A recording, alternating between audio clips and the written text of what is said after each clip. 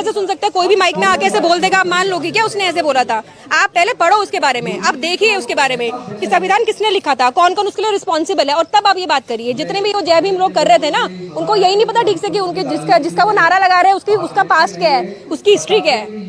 बात बताइए, जय भीम संविधान की डायरी लेकर चलने वाले राहुल गांधी क्या कभी भी किसी भी ऐसे डॉक्टर से इलाज करवाएंगे? ऐसे डॉक्टर से इलाज की जो डायरी है ना, वो दीपके जी भी लेके चले थे। ठीक है, ये पॉलिटिक्स है, ये पॉलिटिक्स खेलने के लिए और वोट बैंक बनाने के लिए संविधान की डायरी लेके घूमता है। ये मानते नहीं है उसको। क्या ये लोग कभी भी किसी सुन तो लीजिए, भीम की डायरी लेके क्यों घूमेगा? अच्छा एक बात बताइए, क्या ऐसे लोग कभी भी एक मतलब आरक्षण लिए हुए डॉक्टर से अपना इलाज करवाएंगे?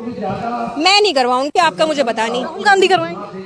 वो वही जाने, वो तो बाहर चले जाते हैं, वो तो बाहर चले जाते हैं, वो तो यहाँ पे करवाते भी नहीं होंगे, वो तो बाहर निकल जाते हैं। राहुल गांधी भारत में इलाज इसलिए नहीं करवाते? मैडम वो तो आप उनसे पूछेंगी ना, मैं नहीं करवाऊंगी। मैं अपना बता सकती हूँ, मैं इनकी गारंटी नहीं ले सकती। पता चले आप चली गई, मैं बोलूँ मैंने तो गारंटी ले ली थी, मैं नहीं करवाऊंगी।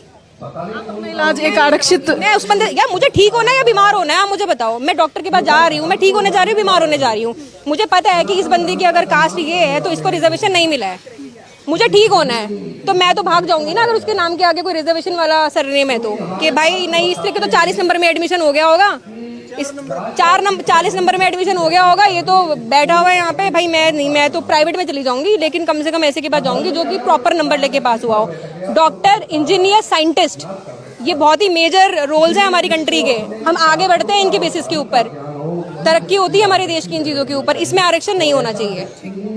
नई आवाज जो है वो उठी है समाज में, कहा जा रहा है कि प्राइवेट नौकरियों में आरक्षण चाहिए। कमाल ही हो जाएगा फिर तो भाई, फिर तो देश रहने लायक ही नहीं बचेगा अगर ऐसा हो गया तो।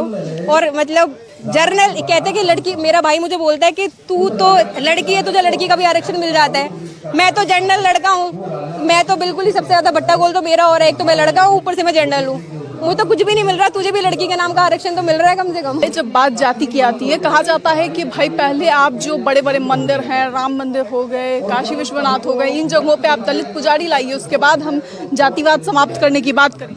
देखिए मैडम, आज की तारीख में ना एक ऐप आता है एस्ट्रोटॉक, ऐसे कर करके बहुत सारे ऐप है जिसके अंदर आप अपनी कुंडली दिखा सकते हैं पंडित को ऑनलाइन, ठीक है, डिजिटली। उसके अंदर ब्राह्मणों को छोड़ के बाकी कास्ट के भी लोग हैं जो आपकी कुंडली देखते हैं। पहले के टाइम पे नहीं देखते थे, बंदा अपनी कुंडली से ब्राह्मण को दिखाता था। आज की तारीख में उस ऐप के अंदर हर जाति का इंसान है, और हम लोग एज अ नॉर्मल पर्सन उस ऐप पे जाते हैं, उसको अपनी डेट ऑफ बर्थ देते हैं और वो हमको अपना पूरा पतरा बताता है। तो अब एकदम से तो चीज़ें जंप नहीं होती है, उस लेवल पे तो हम लोग आ ही गए हैं कि हम लोग अपनी कुंडली जो है वो हर प्रकार के इंसान को दिखा रहे हैं।